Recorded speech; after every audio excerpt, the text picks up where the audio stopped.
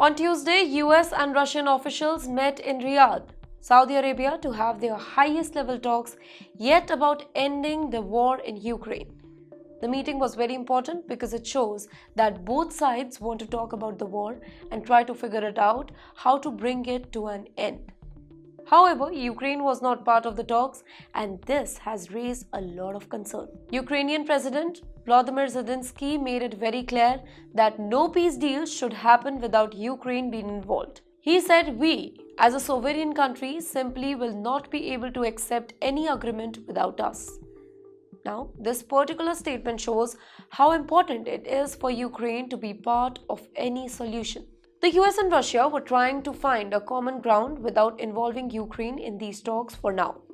This was seen as a big chance for the way things were done under the previous US administration. Now, some European leaders were actually worried that US and Russia might leave them out of important discussions, specifically when it comes to Ukraine's future. In the meantime, the US delegation, including Secretary of State Marco Rubio and National Security Advisor Mark Waltz, met with Russia's foreign minister and other officials as well. The talks were aimed at finding a way to end the war and restore US-Russia relationship. Russia has been accused of trying to expand its influence over Ukraine, and this particular war began in February 2022 when Russia launched a full-scale invasion of Ukraine after seizing Crimea back in 2014. In the meantime, Ukrainian countries like the UK and France were really worried that the US and Russia might make decisions that affect Ukraine's future without involving them.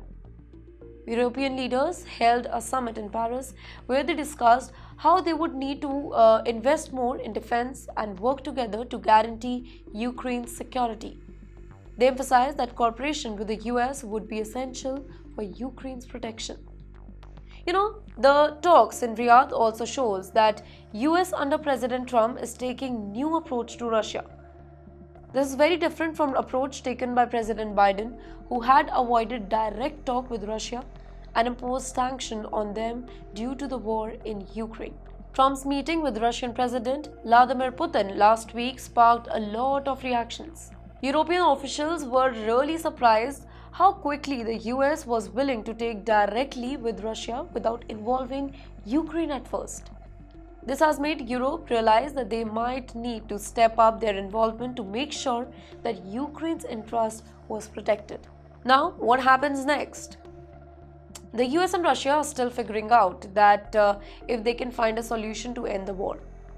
The US wants to know if Russia is serious about peace. However, the war has been going on for 3 years now, and many people in Ukraine are suffering because of it. There is also concern about whether Europe can keep up with the US and help secure Ukraine's future.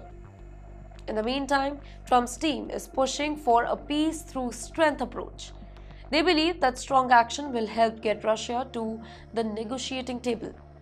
Some European leaders have agreed with this particular idea, but they want to make sure that any peace deal includes Ukraine's involvement. Trump's envoy for Ukraine, Keith Kellogg, said that he would be visiting Ukraine soon just to understand the entire situation better. He also said that the US has many options on the table to help Ukraine, and no option will be taken off the table. But what does this mean for Ukraine and Europe? Let me help you with the answer. For Ukraine, these talks are big deal because it's their future at stake. If Russia and the US make decisions without them, it could affect their independence and their territory. For Europe, these talks mean that they need to be more involved in peace talk and help defend Ukraine. So, I ask you, what do you think about the US and Russia talk without Ukraine? Do you think Ukraine should be involved in all the peace talk and discussions? Let us know your thoughts.